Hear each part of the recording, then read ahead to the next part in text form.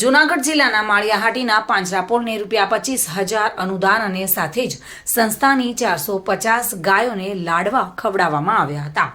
પાંજરાપોળ trust ખાતે નિરાધાર ગાયોના નિભાવ કરવામાં આવે છે અને 25,000નું અનુદાન ધારીના વતની હાલ રાજકોટના રામજીભાઈ પરમાનંદભાઈ તથા રવિભાઈ મુકેશભાઈ જોશી તરફથી આપવામાં આવ્યું છે। આ તકે સંસ્થાની 450 જેટલી ગાયોને લાડવા પણ ખવડાવવામાં આવ્યા છે। આ સાથે જ પ્રવીણભાઈ હરકિશનભાઈ તથા ભારતીબેન તરફથી વોટર આરો સિસ્ટમ સાથે માળિયાહાટીના પાંજરાપોળમાં લોકાર્પણ પણ કરવામાં આવ્યું છે। આ તકે સંસ્થાના ટ્રસ્ટીઓ દ્વારા દરેક દાતાનો આભાર વ્યક્ત કરવામાં આવ્યો હતો।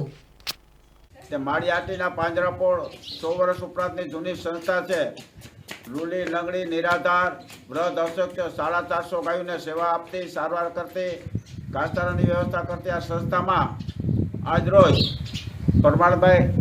રામજીભાઈ પરમાનંદભાઈ જોશી તરફથી ધારીવાડા તરફથી આજે દરેક ગાયોને લાડવા લાપસી આપવાનો કાર્યક્રમ કરશે, જે આપણે નિહાળ્યો છે અને ખૂબ આવકારદાયક આશીર્વાદરૂપ છે।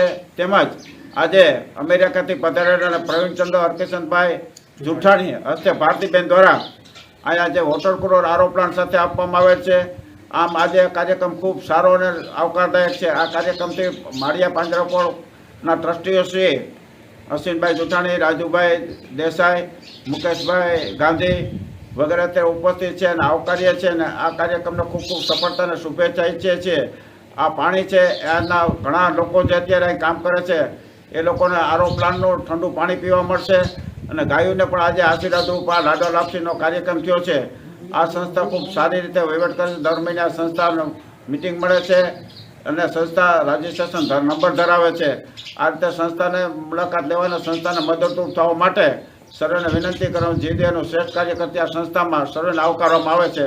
આજે જે દાતાઓએ લાડવા લાપસી માટે અને પરબ માટે જે દાન આપેલ છે એમના ટ્રસ્ટી મંડળ ખૂબ આવકારતાની સાથે કાર્યક્રમની સફળતાની શુભેચ્છા ઈચ્છી અને મારી વાણી વિરામ આપું। પ્રતાપ સિસોદિયા સાથે bureau report, today Gujarati news.